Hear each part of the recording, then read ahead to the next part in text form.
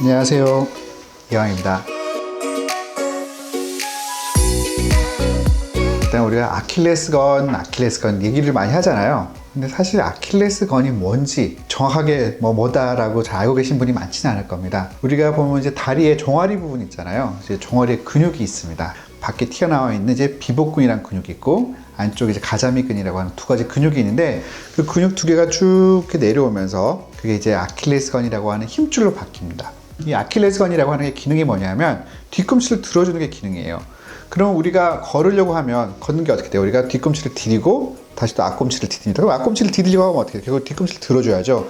이때 이 아킬레스건이 기능을 해야지만 결국엔 똑바로 이제 앞꿈치를 디디면서 걸을 수가 있게 되는 겁니다. 즉 정상 보행이 가능해지는 거예요. 아킬레스건이 왜 그러면 이렇게 유명해졌느냐? 한번 다치고 나면 이게 참 너무 힘들어요.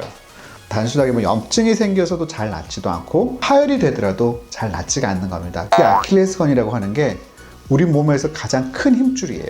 힘줄이라고 하는 거는 피가 안 통하는 하얀 조직인데, 아무래도 피가 잘 통하지 않다 보니까 어떤 문제가 생겼을 적에 잘 치유가 되지가 않는 겁니다. 보통 아킬레스건이라고 하는 게 길이는 한 보통 일반적으로 뭐 한 12cm, 한 15cm라고 이제 봐요. 앞뒤로 봤을 적에는 그 두께는 보통은 대략 한 5mm에서 1cm 사이라고 이제 보면 될 것 같습니다. 두꺼운 고무줄이라고 봐도 될 것 같고요. 근데 이제 그런 구조물이 약간이라도 문제가 생기게 되면 이런저런 이제 다양한 이제 뭐 병을 유발할 수가 있게 되겠고요.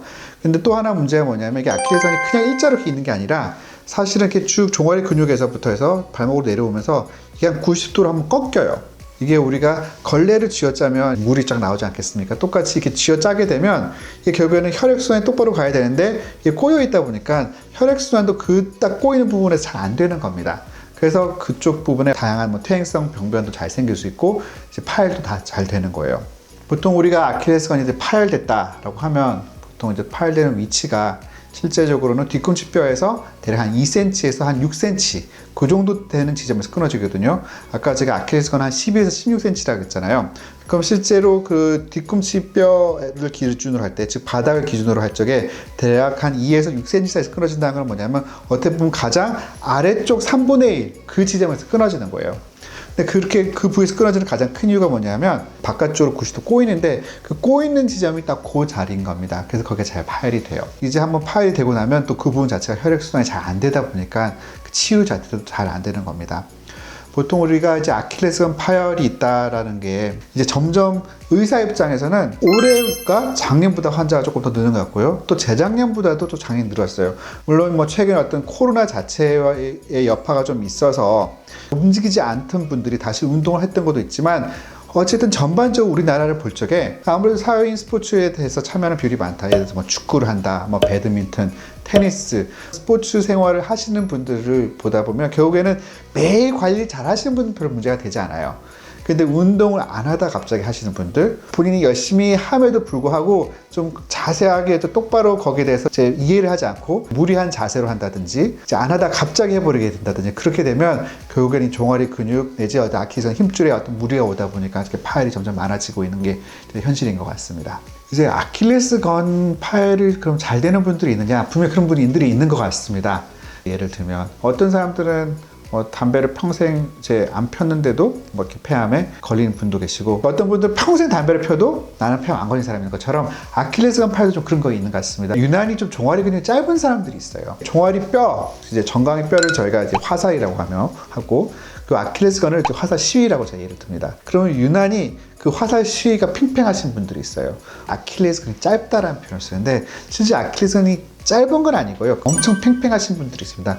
이런 분들이 보통은 파열에 조금 이제 좀 취약하다라고 봐야 될 것 같아요. 그럼 결국에는 이런 분들 같은 경우는 파열이 되지 않게끔 스트레칭이 제일 좋겠죠. 아무래도 그 팽팽해진 거를 조금 풀어줄 테니까. 내가 아킬레스건이 조금 취약하다, 혹시 종아리 근육이 조금 팽팽하다 싶고 파열에 대해서 조금 이제 신경을 좀 써야겠다 싶으면 사실 저는 최소한의 어떤 준비 운동 한 10분 이상 하라고 얘기를 드립니다. 단순하게 스트레칭이라고 하는 게 종아리 근육을 풀어주는 것도 이제 벽 붙잡고 뭐 뒤꿈치를 당겨줄 수도 있고요, 거꾸로 앞꿈치를 당겨줄 수도 있고, 뭐 수건을 잡고 할 수도 있고, 그 스트레칭을 하더라도 이게 좀 무릎을 구부리고 스트레칭 한 거랑 무릎을 당기고 스트레칭 한 거랑 그 당겨지는 게 다 다르거든요. 그래서 그걸 다양하게 그것만 한다 하더라도 거의 한 10분은 걸려요. 그럼 날씨가 추울 때는 그걸 몸을 좀 따뜻하게 하는 게 되게 필요할 거라고 봅니다. 새벽에 많이 하잖아요. 그럼 새벽 보기 축구 나가고는 그걸 몸 좀 조금 어깨 좀 몇 개 흔들어 가면 몸이 엄청 경직돼 있고 이제 그럼 혈액순환도 잘 안 돼요. 그런 거에 대해서 좀 고려를 하고 운동을 하겠다 싶으면 10분 이상의 시간을 좀 투자하는 게 되게 중요하지 않을까 싶습니다. 감사합니다.